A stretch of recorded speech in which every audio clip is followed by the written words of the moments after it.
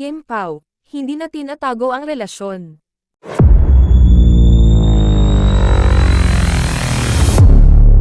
Ang trending ng usapin ngayon ay ang mga balitang magkasintahang sina Paolo Avellino at Kim Chu. Isang fan ang nagpahayag ng kanyang kasiyahan sa pagbabago na kanilang pinakikita. Ayon sa mga ulat, tila nagbago na ang daloy ng kanilang relasyon at mas bukas na sila ngayon kumpara noon. Noong una raw kasi, tahimik at pribado ang kanilang pagkikita. Madalang silang makitang magkasama pagkatapos ng trabaho sa mga social events sa iba't ibang lugar.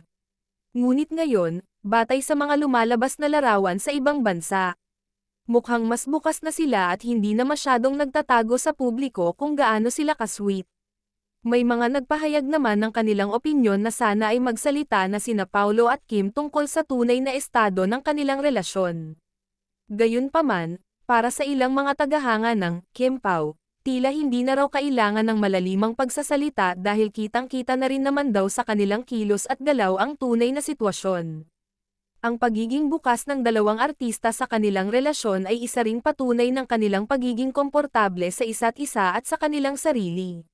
Sa industriya ng showbiz, kadalasan ay mas pinipili ng mga artista na maging pribado ang kanilang personal na buhay, ngunit tila iba ang naging desisyon ng dalawang ito. Maraming mga tagahanga ang natutuwa sa kanilang desisyon na ipakita sa publiko ang totoong estado ng kanilang relasyon.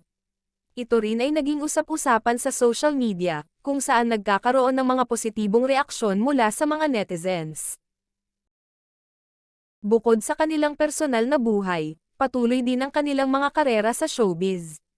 Si Paolo Avellino ay kilala sa kanyang mahusay na pagganap sa mga drama series at pelikula, habang si Kim Chu naman ay patuloy na pinapurihan sa kanyang versatility bilang aktres at sa kanyang mga proyektong pang-telebisyon. Sa kabila ng kanilang busy na mga schedule, tila napapanatili pa rin nila ang balanse sa kanilang personal na buhay. Hindi rin nawawala ang suporta ng kanilang mga tagahanga, na patuloy na sumusuporta sa kanilang mga karera at personal na buhay. Sa mga darating pang mga buwan, tiyak na patuloy pa rin ang pag-uusap sa kanilang relasyon at sa mga susunod pa nilang proyekto.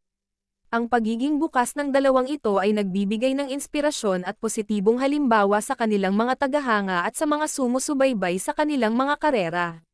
Sa huli, ang pagiging bukas ng dalawang artista sa kanilang relasyon ay nagpapatibay lamang sa ideya na ang pag-ibig ay walang dapat itago o katakutan. Ito ay isang pagpapakita ng kanilang pagiging tapat sa isa't isa at sa kanilang mga damdamin, na nagbibigay daan para maging inspirasyon sa iba.